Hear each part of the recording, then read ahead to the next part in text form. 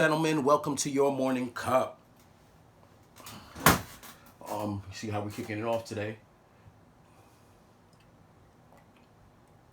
So these stats is from August 31st last year, and a year later, you see the difference in the shootings. And like I said it on prior videos. I'll say it again. First of all, I just want this known. No tax-paying citizen, no, in Brownsville, Brooklyn, or Coney Island, Brooklyn, ever wanted the police not to be on the street or plain clothes detectives to be taken off the street, the anti-crime unit. Nobody asked for that, you know. They're gonna say that our community wanted that. This is what you guys wanted. But who from our community say, yeah, we don't want any plain clothes cops running around trying to take guns off the street. We don't want that. Who said that? It's funny to me, like, because when something happens in the black community, in the urban communities, like if somebody's killed, all of us are blamed for it. Those people, da, da, da, da. There's a lot of, I have to tell people, it's a shame I have to say it on this video, there's a lot of law-abiding, tax-paying citizens, in the community, in the hood. But, but when it's the other way around, when a rogue cop kills somebody, it's just a bad apple, that one bad apple. But when it's the hood, there's not a one bad apple and he's making it bad. You never hear that. We're all responsible. But when there's something done in the white community or other communities, it's just the individual who committed the act, as it should be. But when it's us, it's different. But with that said, no one ever in the neighborhood said, yeah, we don't want the cops. The only person who want the cops is people who want to do what they want to do, whatever the hell they want to do. So with that said.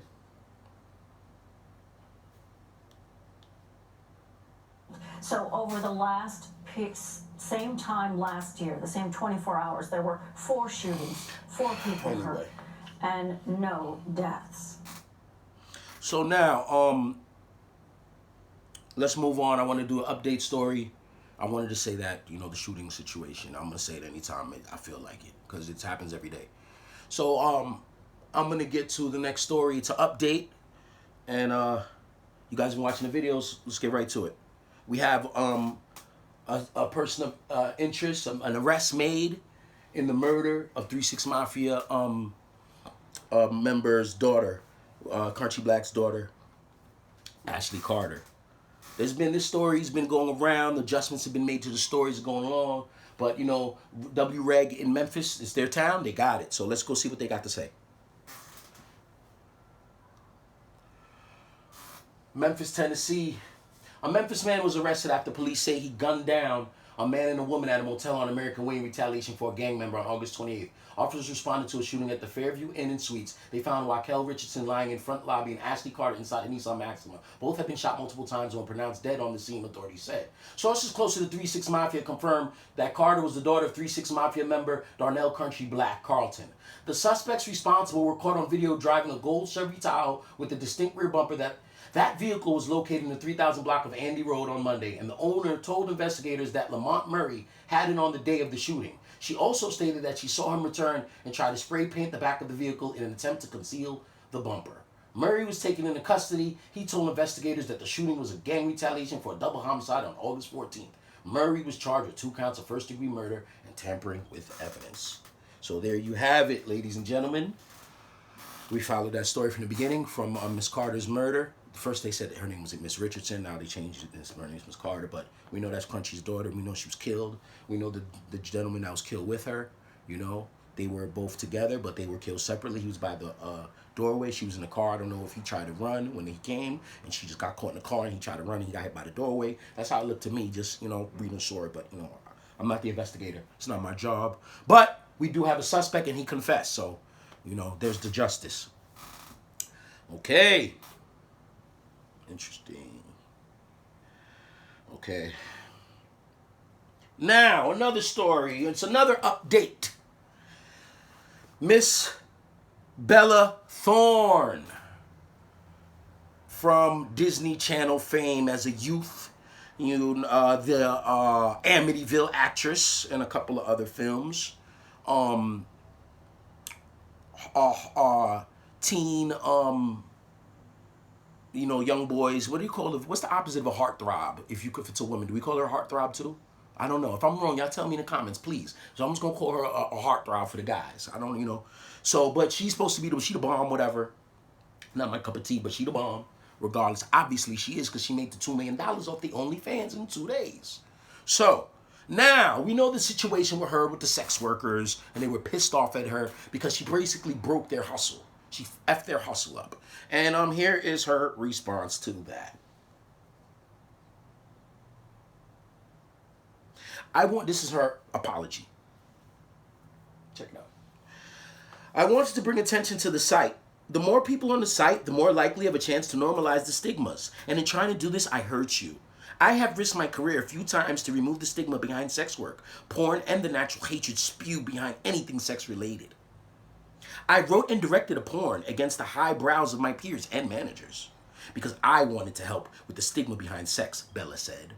I'm a mainstream face, and when you have a voice, a platform, you should try to use it in helping others and advocate for something bigger than yourself and your $2 million. Again, in this process, I hurt you. For that, I'm truly sorry, she added. P.S. I'm meeting with OnlyFans about the new restrictions to find out why. This is effed up, and I'm sorry. Comment in any ideas or concerns you want brought up to OnlyFans.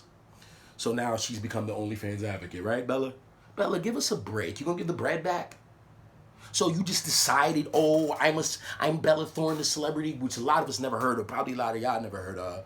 I'm not trying to knock her, I'm 41, so I don't have to hear of everyone, but, there's 22-year-old stars I know, females and males. I know who they are. There's many of them. I just don't know who she is. But she seemed like she popping, obviously. People want to see her goodies and all that. They want to see her nips, her dips. So, but you hustled everybody, man. And now you're talking about you here to help them. I wonder how they respond. Let's see what the sex workers had to say. First, before that, here's the double down from her fans and stans and peers. I don't know why people hate on celebrities like Bella Thorne for making an OnlyFans. It's not like that money's being taken away from you. It's not. Just for also having one, if anything, doesn't that just bring, I think she was going to say, I didn't open it, I think she's going to say, doesn't that bring, whatever, your attention or whatever. And then LTP, agreed, this just normalizes having fun. This just normalizing having an OnlyFans. Anyone who has a big audience is going to be successful on OnlyFans. End of story. I think it's great. More mainstream people are joining. I don't think it's great. Why don't you let them live? Let them hoes live. Let them O's live. Let them do their numbers. They over here popping their jank. You know what I'm saying? Mama and Papa are probably not proud of getting that bread, though. They gonna do their thing. And you guys gonna come out of nowhere. Oh, man. Privilege, man. Privilege, entitlement, all of it. All of it. On display on your morning cup. And here's the sex workers, how they felt about it. Here's Forrest Mama. Bella Thorne's apology boils down to, I was just trying to give you guys exposure because I'm so famous. Basically, that's how I feel. Geez, where's my thanks? That's how I feel, too. Here's why Bella Thorne's apology is just to cover her own ass, and she doesn't care about anyone in our community. She had a whole thread. We're not going there. Bella Thorne has issued an apology. I don't give a F. What she has to say, donate your stolen millions to the sex workers that will be without rent, food, money because of you. God, I'm so tired. I mean, it's cool, but y'all not going to go hungry because of her now. Let's not push it too far. I'm riding with y'all, but y'all not going to starve. Let's pump the brakes a little bit. You know what I mean? You ain't going to starve, baby girl. I like this one, Goddess Mindy. Bella Thorne's apology summed up is, I'm sorry you sluts are so hurt by me trying to help you out. And EDM Thadiana tweeted, Bella Thorne is such a coward. Instead of issuing an apology to the sex workers community and the people she scammed, she retweeted tweets that made her friend make that whatever, probably saying. You saw the tweets that her friend made. Okay. Now, Bella, man, give us a break, man. I don't really, I don't think she's popping like that anyway. Let's see where her career goes from here. Maybe that 2 mil might be the last one. We'll see. It's trying crazy times, man. And so now, yesterday on the closeout show, I posted it. It posted this morning, but it's yesterday's show. I talked about Trump was going to Kenosha before we closed the show out. So we're gonna continue that. We're gonna continue. We're gonna talk about President Trump's trip to Kenosha. Wisconsin. Wisconsin. University of Wisconsin, you know. Alma mater of my big sister, Dr. Jean. Dr. Jean, excuse me. Dr. Jean. Meanwhile, her brother's just making videos on YouTube. Sister Doc. Live the life. Love you, sis. All right. That right there is a picture of supporters, Trump supporters, waiting for the president's motorcade to arrive in Kenosha. There it is again. There's some more. They're ready for him. He pulling up. They ready to go. Put your mask on, lady. You see her? Do that. Y'all do that. Well, you don't even give a shit. And once again, and here is the 45th president coming in.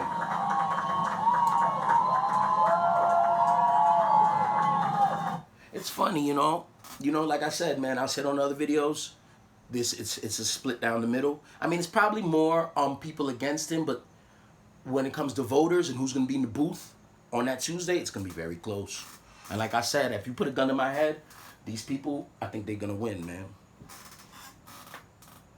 And here is the other side of the community as Trump cousin Kenosha. They don't seem like they're wanting to take part in his motorcade, so they had a barbecue in Kenosha. The other side. The other side of the tracks.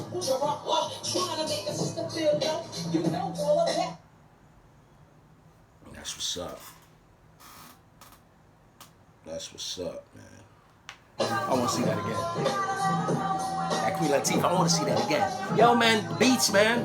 I could do a little filler. I do 2 beats per show. You know, one at the 7-minute mark, and then one at at the 12-minute mark. Let's set them. Yo, Ziggy, what up?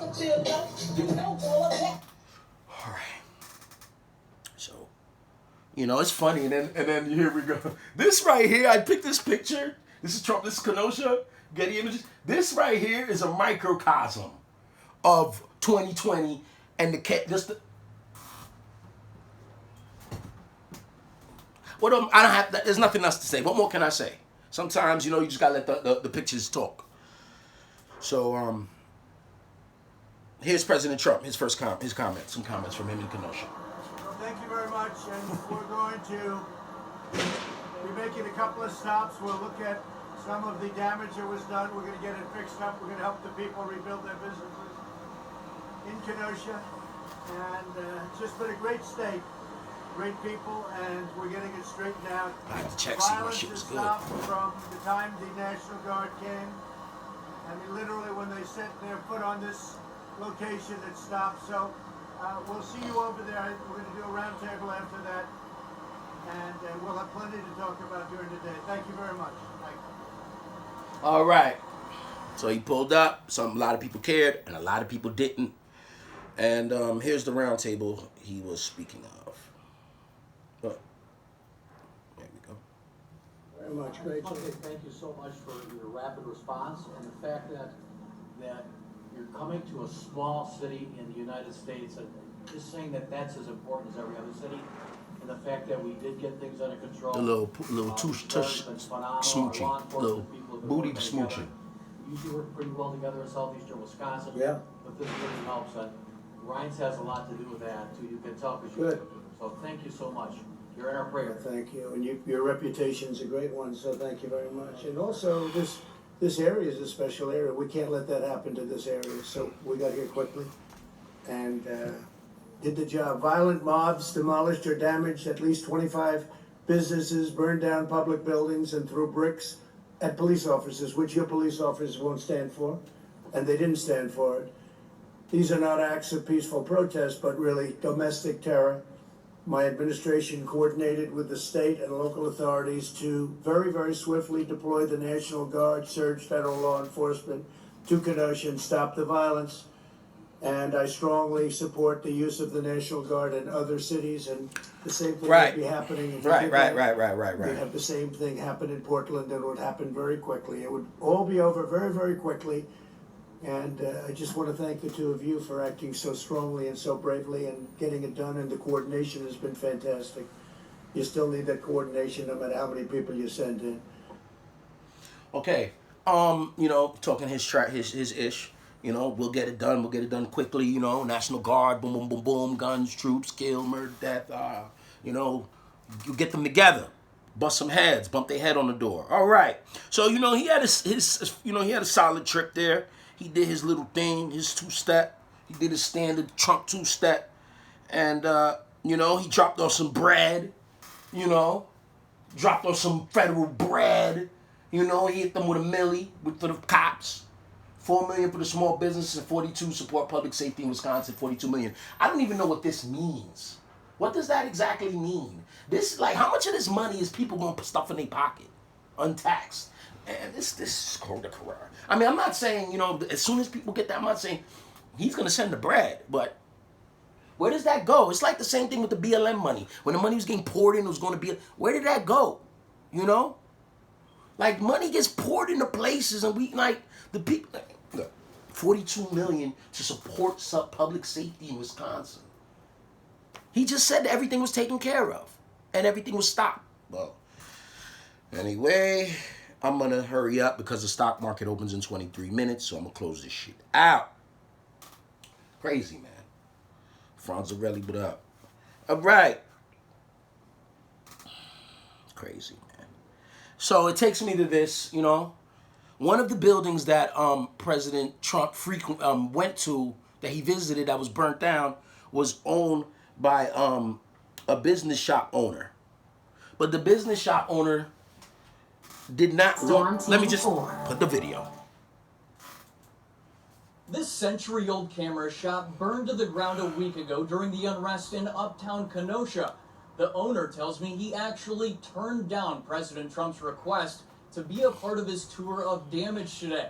So instead, the former owner was invited, and he praised the president's efforts. You hear that? Tom Graham has owned Rody's Camera Shop for the past 8 years when he bought the business from the owner family, and he's worked here for more than 4 decades.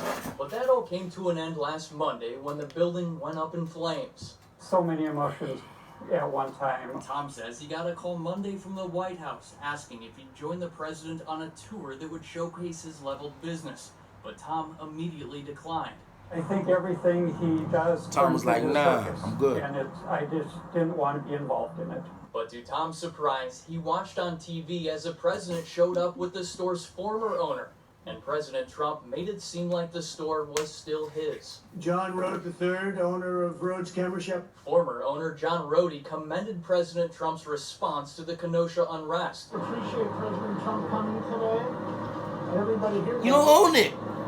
We're so thankful that we got the federal troops in there. But once they got here, things did calm down quite a bit. A day early, we would have saved your store. One day early. Tom says the White House and the former owner had no business representing his store in a political fashion. What would your message be to Crazy, man. Do your job. I think he needs to bring this country together rather than divide it. Crazy, We reached out man. to the White House to ask why the president Yo, claimed propaganda, this business man. still One of my favorite belonged to the words. It's former incredible, owner, man. but we haven't heard back yet. We've been unable to reach former owner John Rody for comment. Reporting in Kenosha, Ben Jordan, TMJ4 News. Crazy, man. So, that's it. We're all trumped out today. Let's talk about the game last night. The classic Game 7. You know, been a minute. Classic Game 7 last night. Nationally televised ABC game. You know, two, low-key teams. Not most popular teams, but always playoff guys. We're talking about Denver and Utah. You know, the two young guards, two 23-year-old guards. Went at it. We're talking about Jamal Murray and Donovan Mitchell. They were dropping 50-point games all series, so everyone tuned in last night for Game 7, and it was a defensive struggle. I don't know if it's a defensive struggle or the people couldn't put the ball in the hole, but ultimately the Nuggets prevailed. They were up first half they're up 15, third quarter. Jazz and Mitchell, they made a run. Mitchell finished 9 of 22. Let's look at some box scores. Let's talk about the winners first. Jokic, he was huge. All night, 30 points, 12 of 23. Murray made some buckets in the fourth quarter, even though he struggled. But like I said, it wasn't a shooting expedition last night. You know, that's a 1994 score. Cleveland Cavalier Knick game, Miami Heat Knick game score. But, you know, that's what you get in the game 7. You know, no easy buckets, no nothing. And it went down to the last shot, a Jazz turnover. They got the ball right back. And then Conley was 3 rimmed out at the buzzer. And the Nuggets went on to prevail, and they will move on to play the Los Angeles Clippers in the second round. And I'm sure they're going to give them everything they've got. And there goes the box score. Gobert was huge late in the game. In the fourth quarter, third quarter, he started coming around. Conley had a tough night. Now, I'm in love with Mike Conley. Ingles had 5 points in the first minute, and then that was it. So, you know, it wasn't the highest scoring. Clarkson had a little run, but it was a defensive struggle, tough loss. And the two rivals who've been playing against each other since junior high school and AAU, whatever, they embrace out of respect Mitchell and Murray. Two young players who should be in this league for the next 7 to 10 years doing their thing. We expect them to, hopefully. So, congratulations to the Nuggets. So the brackets are set. Nuggets, Clippers, Lakers. Actually they're not, because tonight we got OKC Rockets game 7. Huge game 7. Westbrook, Chris Paul gets a chance to get at his old employer. Should be fun. We're gonna talk about that. We're gonna talk about that after the game. All right? Yeah, a little more. Damn, Donovan. If Donovan ain't wear that to the game, you think he probably would have won? Anyway, shout out to the New York guy, Westchester's own Donovan Mitchell. And finally, the legendary, great, late actor Chad Boseman has, they have a petition for him where they want a statue in his hometown of Anderson, South Carolina, to replace a Confederate stacked monument. And they've got a lot of signatures, and I think that's a good idea. It's a good idea. So, you know, God bless Chad and his family. Condolences again. And had fun here at Your Morning Cup. You know, it's all about fun. You know, it's all about having fun. There's no fans at the game. There's no fans at the games, but they're playing, right? All right. There's still guys going to show up. Bernie showed up at the game. You know, Kansas City game. Bernie made it all the way out there from Long Island, from the Hamptons. Same jacket on. You know, so God bless. You know, we out here. I love this. I had to put this up here. Lads. Oh, thanks, man. Your Morning Cup. We're gonna load it up. Let's get to it, man. I gotta call the bud, man. But also, yeah, let me go. I gotta clean the stove too, so I got chores. Thanks, guys. See y'all later, man. It's a pleasure. Like, subscribe, share. Thank you. Comment. We out.